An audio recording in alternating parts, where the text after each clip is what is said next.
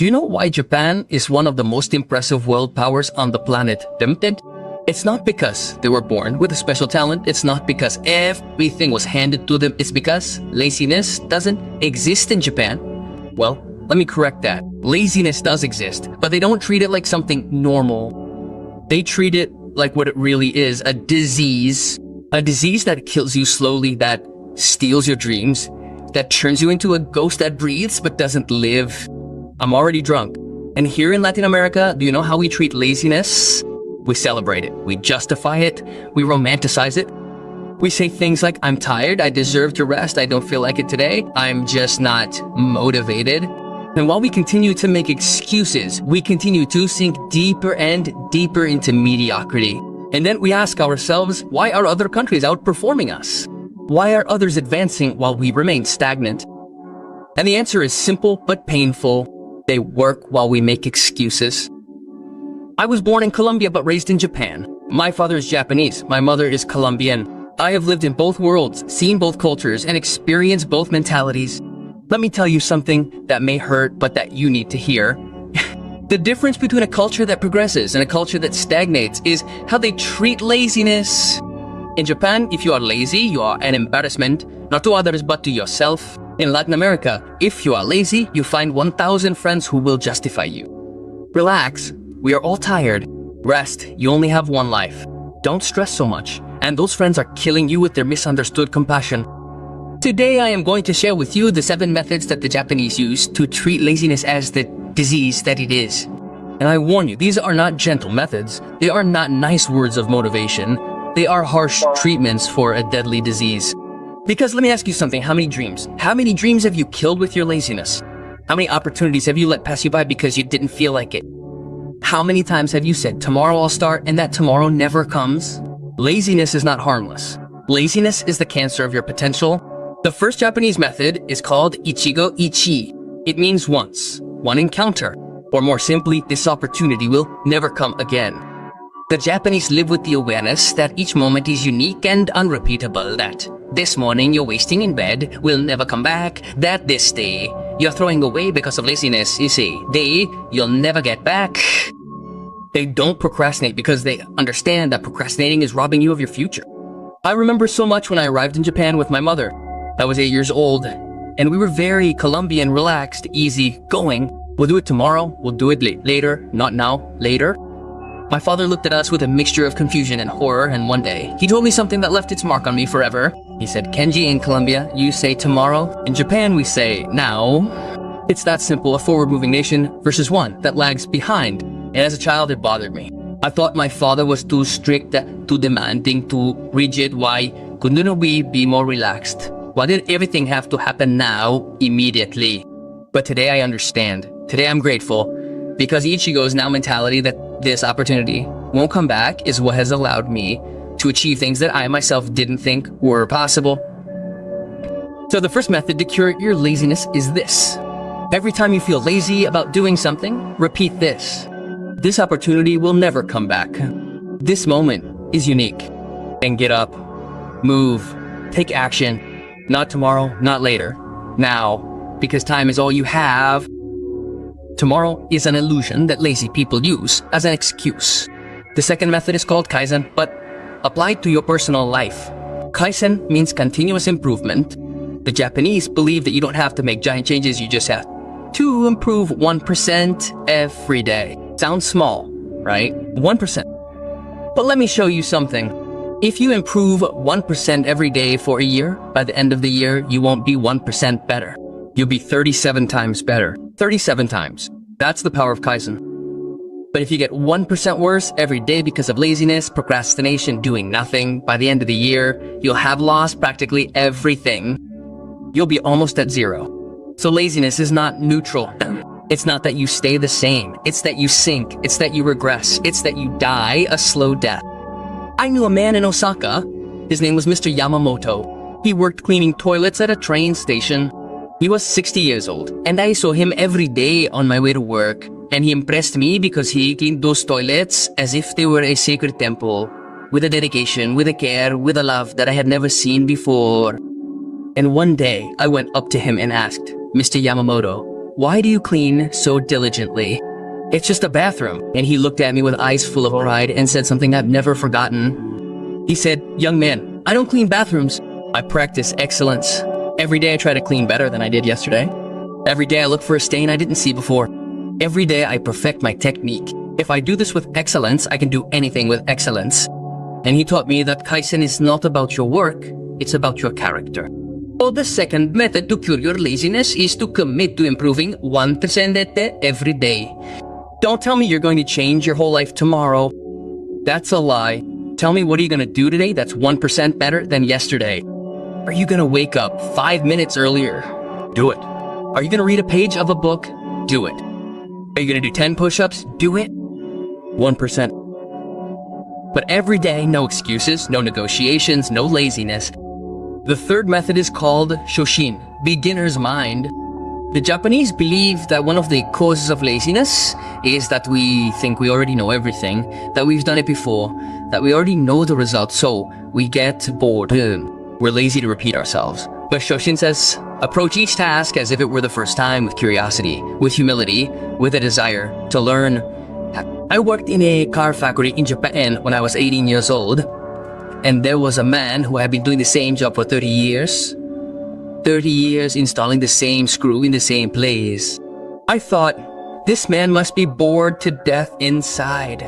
But one day I really observed him, and I realized that he looked at each car as if it were his first. He checked each screw with the same attention, making sure it was perfect. And I asked him, don't you get bored of doing the same thing for 30 years?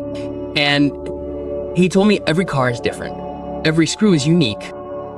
I don't do the same thing. I perfect the same thing.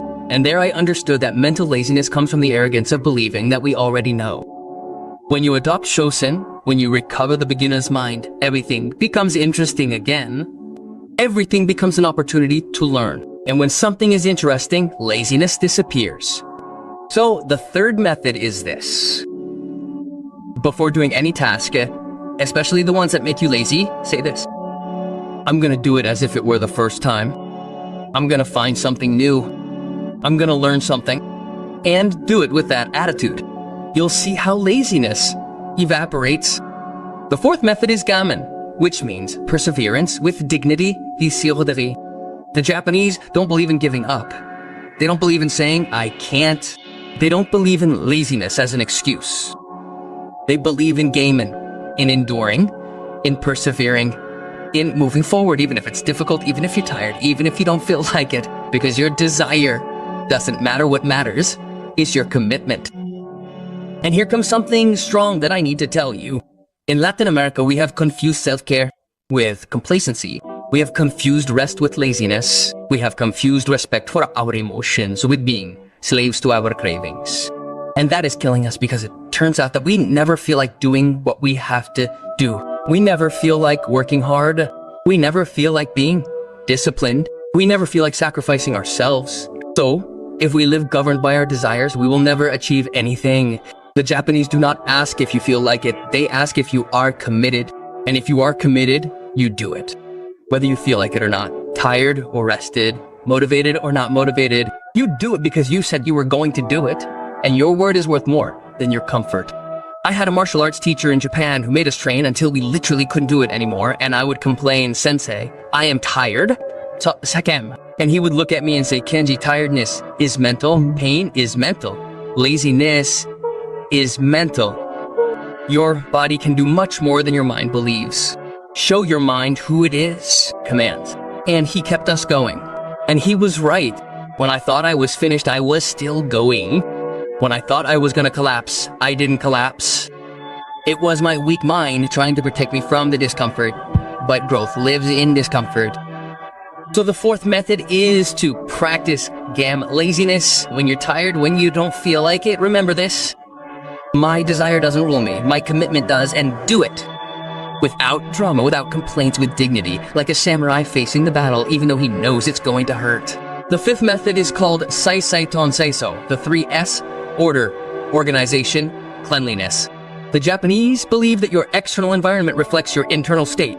If you live in disorder, your mind is in disorder. If you live in dirt, your life is dirty. If you live in chaos, you are chaotic.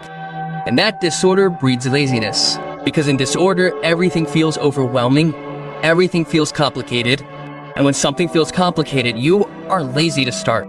I remember when we lived in a small apartment in Tokyo. Every morning, without fail, my father would clean. The first thing he did, it didn't matter if the apartment was already clean, he would clean it again. And I would ask him, "Dad, why are you cleaning when it's already clean?" And he would say, "I don't clean to make it clean. I clean to clear my mind. When my surroundings are in order, my mind is in order. And when my mind is in order, I can do anything." And I thought that was foolish. Until years later, when I was living alone and going through a crisis, my apartment was a mess. Clothes strewn about, dirty dishes, clutter everywhere, and I felt paralyzed. I couldn't work, I couldn't think, I just wanted to stay in bed. And one day I remembered my father's words, and I got up and cleaned. I cleaned everything, organized everything, tidied everything up, and when I was done, something changed in me. My mind felt clearer, my energy returned, the laziness went away, and I was able to work. Clutter and laziness are best friends. They feed off each other. Order and action are also best friends. So the fifth method is this. If you're struggling with laziness, start by decluttering your space. Do it right now, not tomorrow. Now, throw away what you don't need. Organize what you do need, clean up your space, and watch your mind clear and laziness dissolve. The sixth method is called hansei, which means deep reflection. The Japanese do something at the end of each day that almost no one in the West does. They sit down and reflect. What did I do well today? What did I do wrong? When was I lazy? What am I going to improve tomorrow? And they do it with brutal honesty, no justifications, no excuses, just the truth. And this is what kills laziness. Because when you force yourself to reflect on your day, when you force yourself to admit that you were lazy, something inside you becomes ashamed, and that healthy shame motivates you to change. It's not a toxic shame that paralyzes you, it's a constructive shame that propels you. I started practicing Han 10 years ago. Every night before I go to sleep, I write in my journal, and there's one question that never fails to come up. What was I lazy about today? And I force myself to answer honestly, because it's easy to lie to myself during the day, it's easy to justify my laziness, but when I sit down at night and have to write it down, I can't lie to myself anymore. And that honesty is what has kept me disciplined for years, anas. So the sixth method is to practice Han every night. Before going to sleep, reflect, today, was I disciplined or was I lazy? Today, did I take action or procrastinate? Today, did I keep my word or make excuses? And answer honestly and write it down, because what you write becomes real, and what becomes real forces you to change. The seventh and final method is called shogun, which literally means it can't be helped. Daisekanda. And this may sound contradictory, but listen carefully. The Japanese know when to fight and when to accept. They are aware of the distinction between what you control and what you don't. And laziness often comes from wasting energy. We're worrying about things we can't control. And when we waste all our energy on useless worries, we have no energy left for action. And that feels like laziness, but it's actually mental exhaustion. Shogunai teaches you to let go of what you can't control and focus all your energy on what you can control. You can't control the past, Shogunai, let it go. You can't control what others think of you, Shogunai, let it go. You can't control the economy of the country, Shogunai, let it go. But you can control your actions today. You can control your effort. You can control your discipline. So focus your energy there. I met an old man in a temple in Kyoto. He was 85 years old and still working. I asked him, "Grandpa, aren't you tired? Don't you want to rest?" And he looked at me with a smile and said, "Young man, resting is rusting. I work because my body can still work. The day I can no longer, Shogunai, will be the time to stop. But while I can, why waste the gift of being able to move my hands, my feet, my body? Laziness is an insult to life." And those words destroyed me, because I was 30 years old at the time, and sometimes I was too lazy to get out of bed. And here was an 85-year-old man working with joy, with purpose, with gratitude for being able to do it. And I felt ashamed, and from that day on, I changed. So the seventh method is to practice shogunai. Let go of what you cannot control. Stop wasting energy on useless worries and focus all your energy on what you can control, which is your action, your effort, your discipline, your commitment. And when you do, you will see that laziness disappears. Because laziness is not a lack of energy. It is misdirected energy. Now let me ask you something, and I want you to be brutally honest with yourself. How much of your life have you wasted because of laziness? How many opportunities